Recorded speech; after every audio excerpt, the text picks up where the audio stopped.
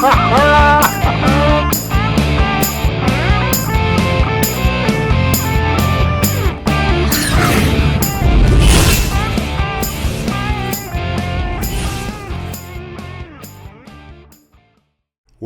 whoever you are, wherever you are, whatever you're doing, and whoever you're lucky enough to be doing it to, with or upon.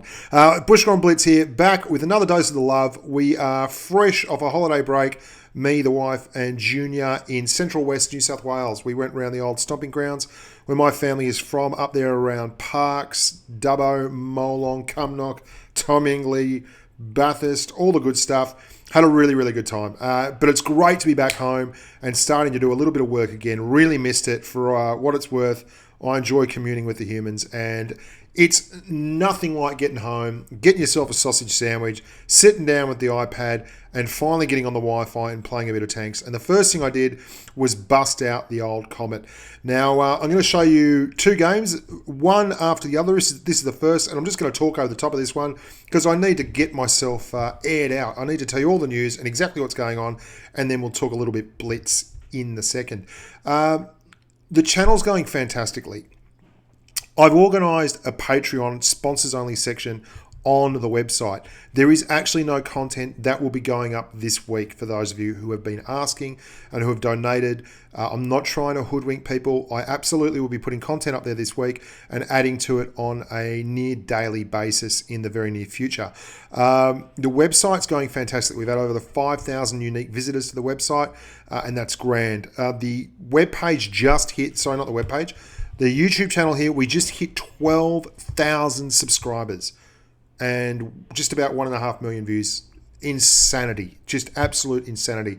You guys love your tanks. You love seeing a lot of content, and I love making it. So together, we're going to make beautiful music. Now, there's been a few differences of opinions, both with mates of mine and people on the forums and in the channel here, about +1, -1 matchmaking. I am actually a really big fan of it. I think it's been incredibly fair, and I'll admit that it's made it tougher in a few tanks, but it's also given new life to an absolute massive array of tanks. Tanks that relied on really strong armor profiles, or tanks that relied on, a strong gun but didn't have much else going for them. Tanks that were slow, tanks with funny hit point amounts, and all these kind of things that struggled in 2 tiers down matchmaking. They've come back, and it's really made the game a lot more fun for a lot more people. And while I agree that it's probably killed the stats for some people who like to run just a T-54 or tanks like the Comet, which are incredibly strong tanks, I think it's been fantastic, especially for heavy tanks. I've seen a resurgence in heavy tank play and a resurgence in the amount of people playing heavy tanks. And I think that is very much due to the fact that they feel like they can compete on a more even field. If you're in an IS-3 and you ended up in a Tier X game against a T-62, you were absolutely joking. You weren't going to be able to do anything. So it's very much the case now. I find that I think 1-1 matchmaking is fairer. It's not always going to be the best, but I do feel it is fairer. But getting that off my chest. Anyway, I rolled out the Comet because for all that, the Comet for my money is still probably the most overpowered tank in the game. Why? Well, the DPM, everyone talks about 2,400 DPM. The maneuverability is absolutely incredible. Low profile, good camo, 12 degrees of gun depression, 0.35 dispersion or 0.34 on a tank like this, a low aim time. It's got it all. Semi-reliable turret. So when I got back from the trip, I thought I'd jump out and have a game of the Comet. And I had 8 games and went 7-1 with an average damage of 2,200. So the thing is still absolutely slaughtering.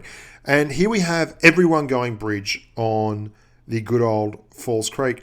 And I know the kind of situations we've been in lately on this, it's absolutely ridiculous. But if I don't go over here and help out, then by the time the cap is going forward, everyone will be dead anyway, and none of these guys seem to be doing that much. The SU-152 actually comes back as well. The guy that bumped into me, he comes back here and he does a great job in this game. But this is what the Comet was built for. You can see the turret is semi-reliable. You're going to get hit, and occasionally you're going to get penned, especially when you're fighting an AT-15 up there and a J Panther, and we're just moving backwards and forwards. What it doesn't have is incredible penetration numbers, and that's why we do go to APCR here in the very near future, because we hit a lot, but we're also missing a lot. Now, I'm not running adrenaline on the tank. It's kind of overkill. It's not bad to have, and I may well switch back to it. I think engine boost has been nerfed just a touch, but this thing is such a viper, and it's so good. They're pushing up. We're really into the vinegar strokes here, and we've got to make sure we nut this Tiger 1. We don't want to give up excess hit points to that Tiger 1. The AT-15, look at this little thing go to work.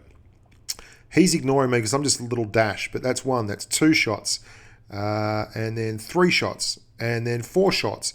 So while he's ignoring us, we've still managed to put 640 damage into him, which is, sorry, not 640, my bad. No. 560 damage, which is not bad. Actually, no, that's wrong. It's 640 damage. That's insane. The tank is a machine. It's just an absolute machine.